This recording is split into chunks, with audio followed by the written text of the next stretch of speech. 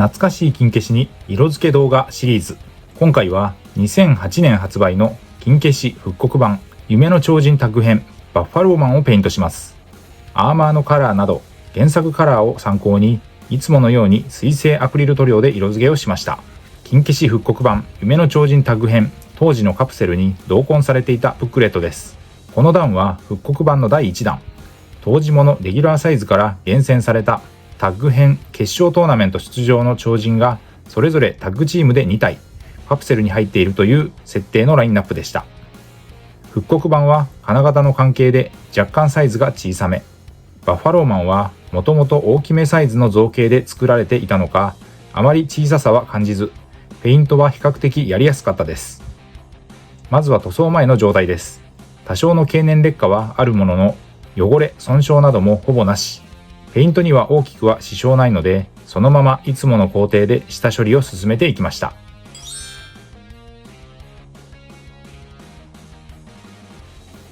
塗装後のレビューを先に。今回は原作カラーリングイメージ、バッファローサポーターの色分けがいつもながら細かく、今回は2000万パワーズのアーマー塗装もあったので、そこそこ時間がかかりました。下処理からペイントの様子は記録していますので、ここから詳しくご覧ください。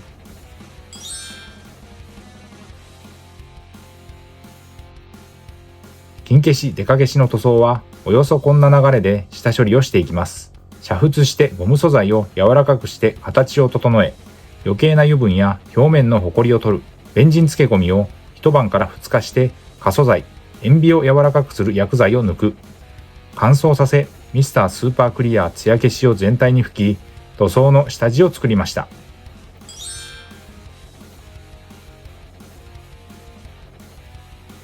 そして塗装です。ペイントの様子は使用したカラーごとに見ていきます。ベースとして全身にまずファレホのモデルカラーライトフレッシュを塗りました。よく下地作りに使っているかなりライトなフレッシュカラーです。下地の完全乾燥の後、肌カラーから色分けをスタート。モデルカラーのフラットフレッシュ、しっかりした色味の濃いめのフレッシュカラー、フェイス、胴体、腕部、脚部に。塗装面積は大きいです。色ムラが出ないようにシタデルカラーのテクニカルラーミアンメディウムという溶剤塗料を使って水で薄めながら色をのせていきました。塗料は水性アクリルのファレホを基本に、シタデルカラーを要所で使いながらオール筆塗りで色付けをしていきました。使用した筆は基本は模型塗装用の面相筆。面積の広い箇所はブラシを使って時短させ効率よく塗装をしました。工程は下地塗りから上塗りの大きく2段階です。今回の色塗りに使用した塗料はこちら。ファレホは世界水準で最高級の水溶性アクリルカラーと言われ、広い範囲に塗装ができます。そして黒です。ゲームカラーのブラック。塗って別の箇所の作業のうちに乾いてくるので、結果的に2度ほどの重ね塗りでしっかり色をのせました。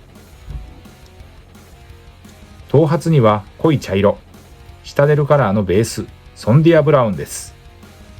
筆で塗りに行くとムラになってしまいがちなので、先端で叩いて色をのせるイメージで作業をしました。バッファローマンはスペイン出身、超人強度1000万パワーの悪魔超人、ハリケーンミキサー、バッファローボム、超人十字架落としといった必殺技を使い、ド迫力パワーの超人です。足は濃い赤に、ゲームカラーのスカーレットレッドを使いました。そして手の赤は鮮やかなカラーに、ゲームカラーのブラッディレッドです。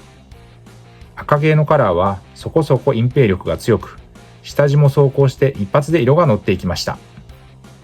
白です。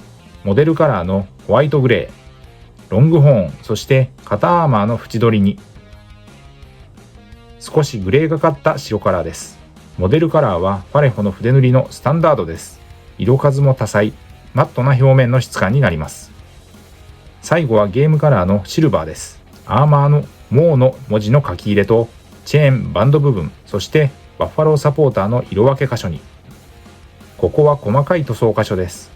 極細筆で丁寧に色を入れました。かかった時間は約50分の塗装でした。ゲームカラーはファンタジックな特別色で、人物、モンスター系フィギュアに適した鮮やかな色がメイン。粘度は低め、隠蔽力、塗膜は強い特性を持っています。塗装後はソフト99コーポレーションのボデーペン、クリアを全体に吹き付け、乾燥させて完成です。台座をつけて塗装後です。フロントビューからリアビューまで。ということで今回は筋肉マン金消し塗装復刻版の夢の超人タッグ編シリーズからバッファローマンを原作カラーを参考に水性アクリル塗料にてペイントをしました。ご視聴ありがとうございました。次回の動画をお楽しみに。チャンネル登録、高評価、引き続きの応援のほどよろしくお願いします。